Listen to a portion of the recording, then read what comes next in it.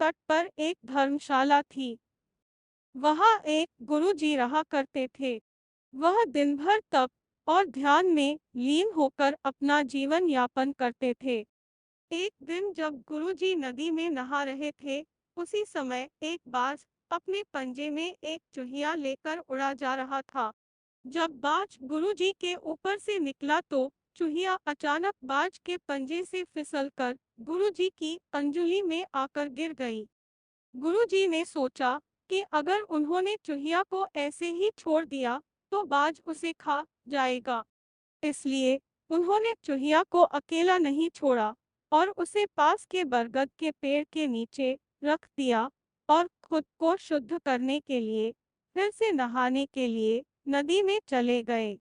नहाने के बाद गुरुजी ने अपनी शक्तियों का इस्तेमाल करके चूहिया को एक छोटी लड़की में बदल दिया और अपने साथ आश्रम ले गए।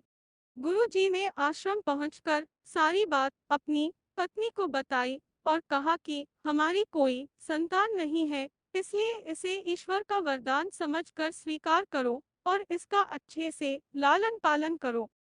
फिर उस लड़की ने स्वयं गुरुजी की देखरेख में धर्मशाला में पढ़ना लिखना शुरू कर दिया। लड़की पढ़ने में बहुत होशियार थी। यह देखकर गुरुजी और उनकी पत्नी को अपनी बेट पर बहुत गर्व होता था। एक दिन गुरुजी को उनकी पत्नी ने बताया कि उनकी लड़की विवाह योग्य हो गई है। तब गुरुजी ने कहा कि यह विशेष बच्ची एक विशेष पति की हकदार है। अगली सुबह अपनी शक्तियों का उपयोग करते हुए गुरुजी ने सूर्यदेव की प्रार्थना की और पूछा, है सूर्यदेव, क्या आप मेरी बेटी के साथ विवाह करेंगे? यह सुनकर लड़की बायली, पिताजी, सूर्यदेव पूरी दुनिया को रोशन करते हैं, लेकिन वह अशनीय रूप से गर्म और उग्र स्वभाव के हैं। मैं उनसे शादी नहीं कर सकती। कृपया मेरे लिए एक बेहतर पति की तलाश करें।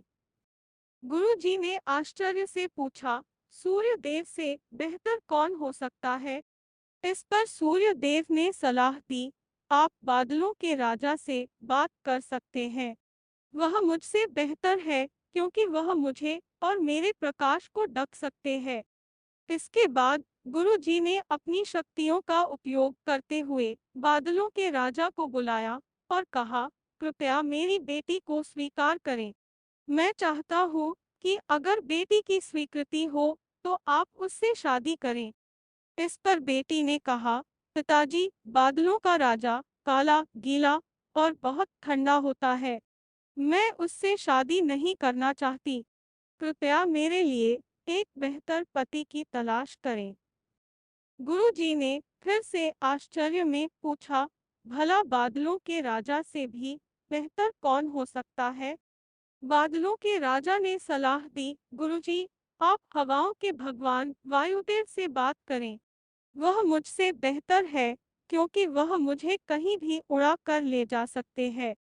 इसके बाद गुरुजी ने फिर से अपनी शक्तियों का उपयोग करते हुए वायुदेव को बुलाया और कहा, कृपया मेरी बेटी के साथ विवाह स्वीकार करें। अगर वह आपको चुनती है तो। लेकिन बेटी ने वायुदेव से भी विवाह करने से इनकार कर दिया और कहा, पिताजी, वायुदेव बहुत तेज हैं। वह अपनी दिशा बदलते रहते हैं। मैं उनसे शादी नहीं कर सकती।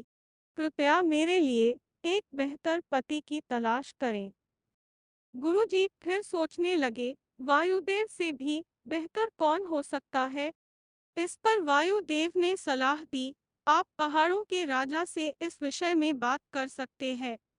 वह मुझसे बेहतर है क्योंकि वह मुझे बहने से रोक सकते हैं। इसके बाद गुरुजी ने अपनी शक्तियों का उपयोग करते हुए पहाड़ों के राजा को बुलाया और कहा, कृपया मेरी बेटी का हाथ स्वीकार करें। मैं चाहता हूँ कि अगर वह आपको पसंद करती है तो आप उससे शादी करें।